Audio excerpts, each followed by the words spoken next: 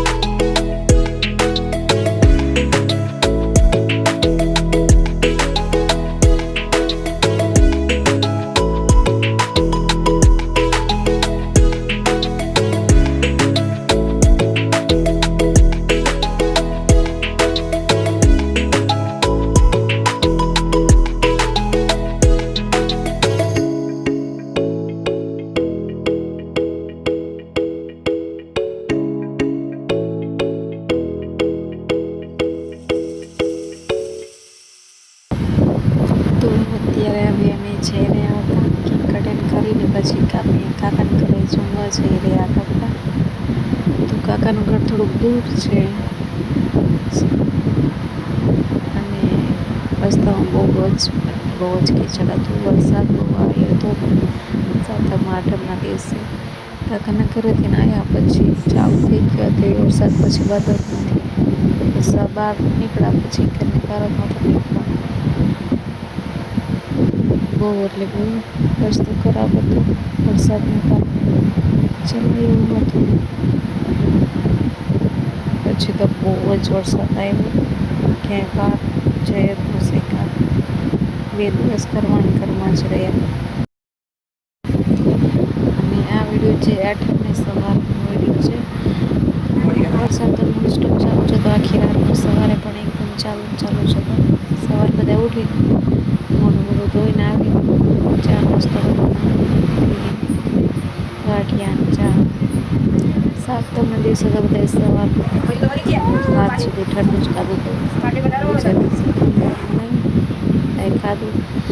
અને આળસુમાં હજી ફોટોશૂટ કરવાનો ને મેં રાધા બનાવવાની હતી 8મને. એના 7 મહિના પૂરા થયા અને 8 મહિનામાં લીસ કરવાની હતી. 24 તારીખે એટલે 25 તારીખે ફોટોશૂટ કર્યું એનું. અહીંયા મેં રાધા બનાવવા માટે ચેક કરતા હતા કે આ બ્લાઉઝ થાય છે. બ્લાઉઝ તો બરાબર મસ્ત ફિટિંગ આવી ગયું હતું પણ એનું પછી ચોલી ફિટિંગ નહોતું આવતું એટલે પછી બીજું બ્લાઉઝ એને પહેરાયું. આ થોડું ખુલ્લું હતું પણ સારું લાગતું. દસો નાખ્યું ને એ કો નાખવાનું હોય આ આમ રમાય જે નાખવાનું એ કોનો નાખવાનું હોય પેલા ઓલો હે મે કઈ રૂપિયા ને ઓલે કો પેલા ઓલો એ કોનો નાખવાનું કાળો એક કો નાખવાનો અમાર કમ્પ્લીટ હમણાં થઈ જશે લોક માં તમારો મોબાઈલ માં હા લેક્ચર કરી માર કાય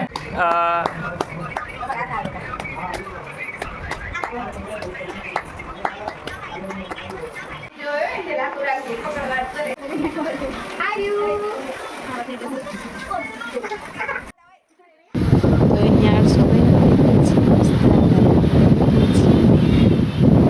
મસ્ત ફોટા પાડ્યા એના રાધા બને છે.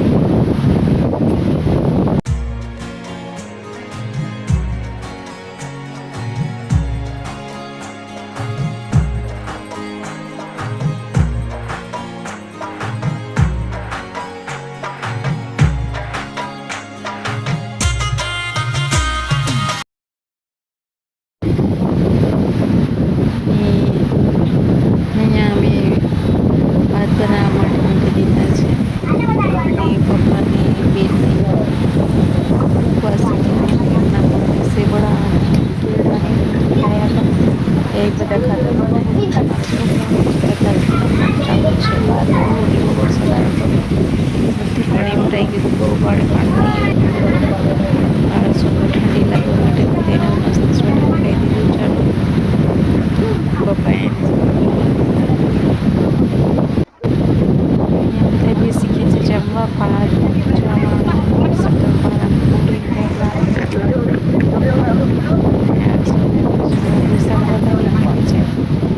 પકડ કરે જ ખાવાનું થઈ ગઈ છે.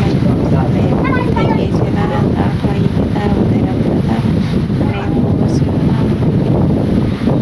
જે ખાઈ પી નવરા થઈ ગયા હતા હું બે કરતી હતી સવારે ઘરે જવાનું છે એટલા માટે અહીંયા ઘટાડી રસોઈની અંદર